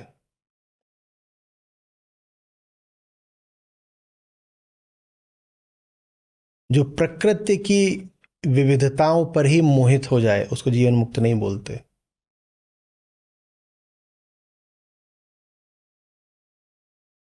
विविधता नहीं, विवेक। विविधता में आप प्रकृति के भीतर भीतर अंतर कर डालते हो, और विवेक में आप प्रकृति और परमात्मा में अंतर कर डालते हो। हमें विविधता की अपेक्षा विवेक को महत्व देना है। इच्छाओं से मुक्त होकर जो रहस्य है ज्ञात हो जाता है। इच्छाएं क्या करती हैं? आपके सामने झूठ को खड़ा रखेंगी ही रखेंगी।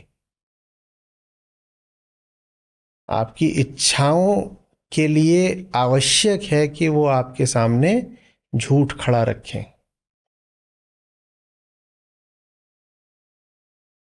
कारण सीधा है, सत्य आ गया तो इच्छा पूर्ति हो नहीं पाएगी।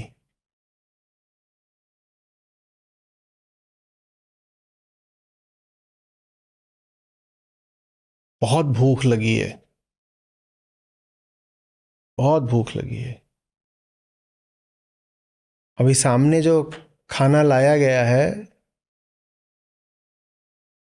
जांचना है कि ताजा है या बासी। जल्दी बताओ, जांचना है। बहुत भूख लगी है।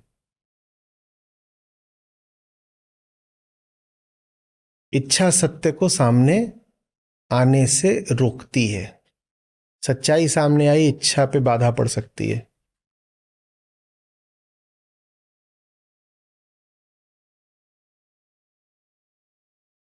इच्छा आपको वही देखने पर विवश कर देगी जो इच्छा के लिए सहायक है।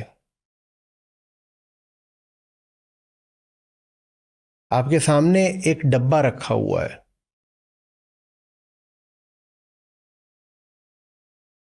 और उस डब्बे पर लिखा हुआ, खाने के सामान का कुछ डब्बा है, और उस डब्बे पर लिखा हुआ है कि बहुत स्वादिष्ट है।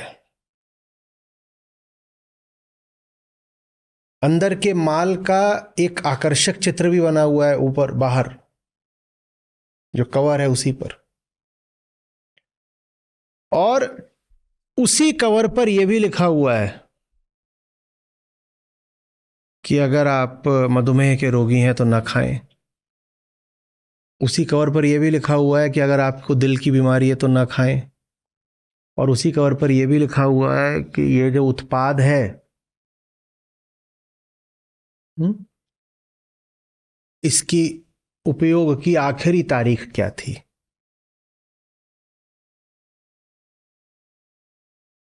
ये सब लिखा हुआ है।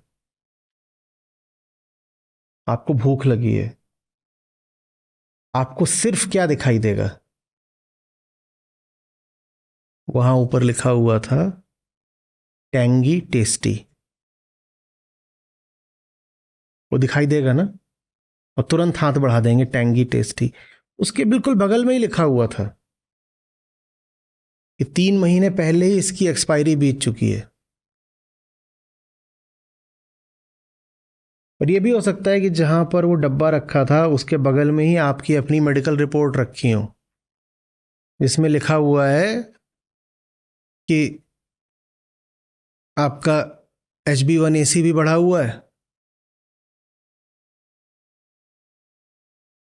और दिल का हाल भी कुछ अच्छा नहीं है।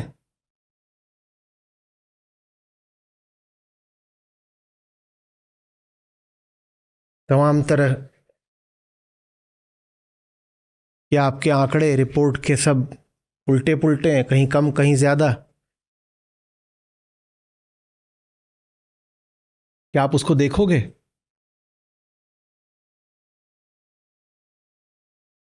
इच्छा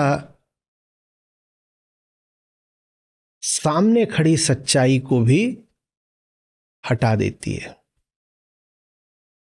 आप अपने ऊपर ये इल्जाम भी नहीं लेंगे कि मैंने देख कर अनदेखा करा। आप देखेंगे ही नहीं, क्योंकि देख कर अनदेखा करने में फिर भी थोड़ी सी नैतिक किस्म की ग्लानि पैदा होती है। आप देखेंगे ही नहीं। आप कहेंगे इतना देख लिया ना, टैंगी टेस्टी, इतना काफी है, और मैं कुछ देखना चाहता ही नहीं हूं। नहीं, मुझे मत दिखाओ। कोई आके दिखाएगा तो अनिच्छा जाहिर करेंगे, नहीं नहीं देखना है, ठीक है, क्या है, क्या दिखा रहे हो? अरे समय नहीं है भाई, भूख लगी है, इधर उधर का मत दिखाओ। क्या है तुम हर समय फाइन प्रिंट पढ़ने में लगे रहते हो? और ठंडा हो रहा है, मत करो तुम। ये ना हो अभी 2 मिनट और लगाओ, 2 मिनट में ही उसकी एक्सपायरी डेट आ जाए।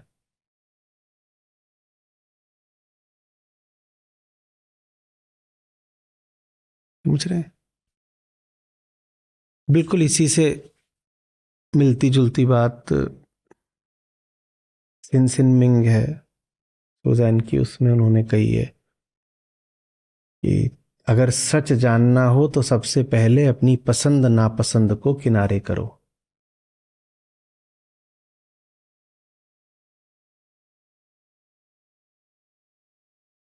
जिसके लिए अपनी पसंद नापसंद का बड़ा महत्व है, सच उसके लिए कोई महत्व नहीं रख सकता।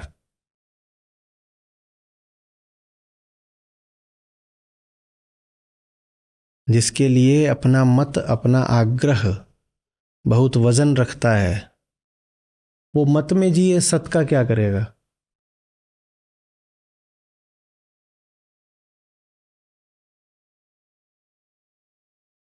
जब तुम्हारी ही बात ठीक है तो क्या ठीक है ये तुम्हें क्यों जानना है?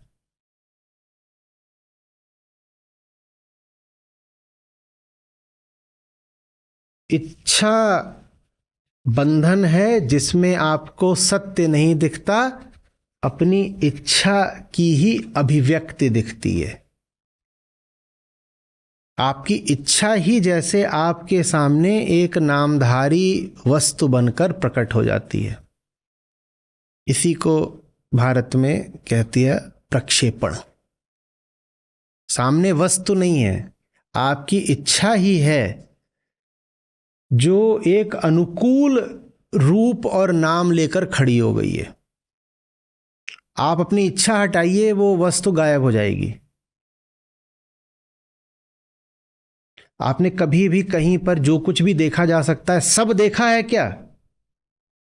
आपने कहीं पर भी जो सब सुना जा सकता है वो सब सुना है क्या? तो आप क्या देखते हो और क्या सुनते हो जिसकी आपको? तो आप जो सुन रहे हो, देख रहे हो, वही तो आपका जगत हो गया ना। तो माने आपका जगत किसकी, किस चीज से निर्धारित हो रहा है? इच्छा से। जो आपको दिखाई नहीं देता, जो आपको सुनाई नहीं देता, वो आपके जगत में है भी क्या?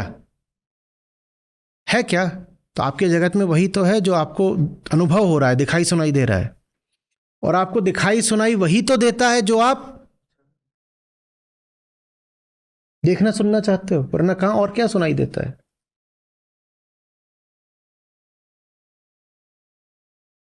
सिनेमा हॉल में आप जाते हो, हॉल है,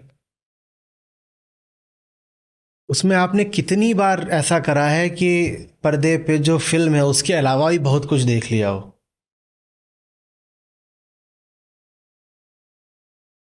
कभी अगर देख लिया है तो वो टिकट आपका बेकार गया होगा, पिक्चर एकदम घटिया होगी अगर आप और बहुत चीजें देख रहे हो।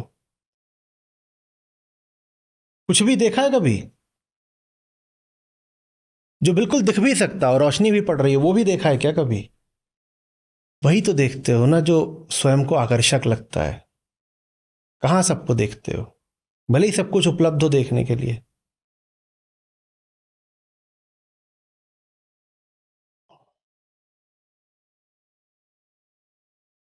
कितने लोगों ने तौलिया देखा? मैंने दिखा दिया तो देख लिया, नहीं तो जहां मैं हूं वहीं पर तौलिया भी रखा हुआ है, देखा क्या? देख तो सकते थे ना। और नहीं देखा तो वो आपके जगत में है भी नहीं, है ना? या है?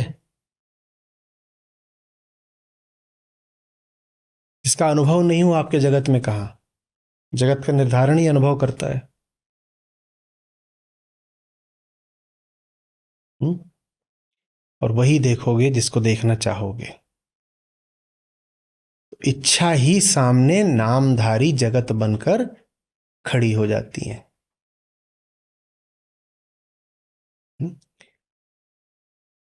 वेदांत के ही सूत्र हैं, एक साफ और नई भाषा में, एक नए तरीके से हमारे सामने आ रहे हैं, इसलिए और ज्यादा उपयोगी हो गए हैं।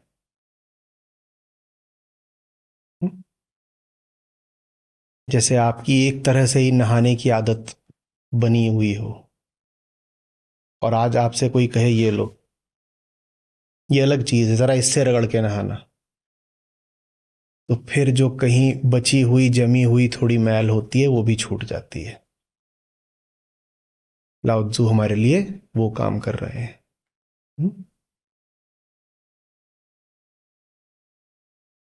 रहस्य और प्रकृति दोनों एक ही स्रोत से आते हैं। वो जो रहस्यमयी है वो, और प्रकृति एक ही है, प्रकृति वहीं से आती है, प्रकृति वहीं से आती है। आगे वो जिसको अंधेरा कह रहे हैं, उससे आशय बस ये है कि वो जो जगह है वो हमारे अज्ञान के अंधकार के पीछे छुपी हुई है। वो जो स्रोत है वो गुप्त है, गोपनीय है, क्योंकि हम उस पर अपने ज्ञान का प्रकाश नहीं डाल पा रहे, या ऐसा कह लीजिए कि वो स्वयं प्रकाशित है पर उसे हमारे अज्ञान के अंधेरे ने ढक रखा है।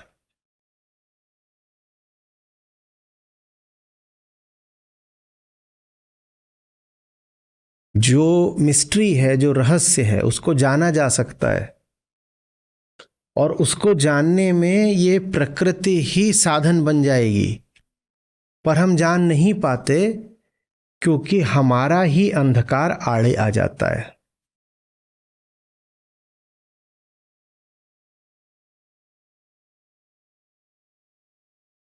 हमारा ही अंधकार आड़े आ जाता है। वो जो स्रोत है हर चीज का, वो हमारे अंधकार के पीछे छुपा हुआ है। वो गोपनीय बन गया, इसलिए नहीं कि उसमें स्वयं को छुपाने की नीयत है, इसलिए क्योंकि हमारी नीयत सत्य से ज्यादा सुरक्षा की है। हमें जानना नहीं है, हमें बचना है।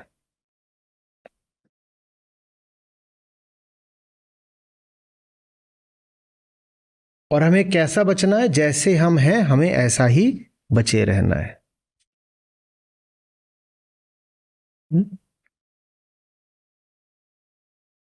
तो ये लाओ त्सु की विधि है बताने की। आप में से ज्यादातर लोग अभी कई महीनों से वेदांत, उसमें भी अद्वैत वेदांत की भाषा से परिचित हो गए हैं, तो इसीलिए जो ये भाषा है ये आपको अभी थोड़ी नई लगेगी। लेकिन कोई वजह ही है कि ताओ ते चिंग दुनिया के सबसे ज्यादा अनुवादित और सबसे ज्यादा पढ़े जाने वाले ग्रंथों में से एक है। आप जैसे जैसे लाओ त्सु के साथ आगे की यात्रा करेंगे, वैसे वैसे आप इनके तरीके के थोड़े अभ्यस्त होते चलेंगे। इनका तरीका अभी आपको थोड़ा नया लग रहा होगा, लेकिन यह जो अनूठापन है ये आगे आपको बहुत प्यारा भी लगने लगेगा। कबीर रेख सिंदूर की काजल दिया न जाए, कबीर रेख सिंदूर की काजल दिया न जाए। तन में मन में प्रीतम बसे, दूजा कहाँ समाए कबीरा, दूजा कहाँ समाए। कबीर रेख सिंदूर की काजल दिया न जाए, कबीर रेख सिंदूर की काजल दिया न जाए। तन में मन में प्रीतम बसे, दूजा कहाँ समाए कबीरा, दूजा कहाँ समाए।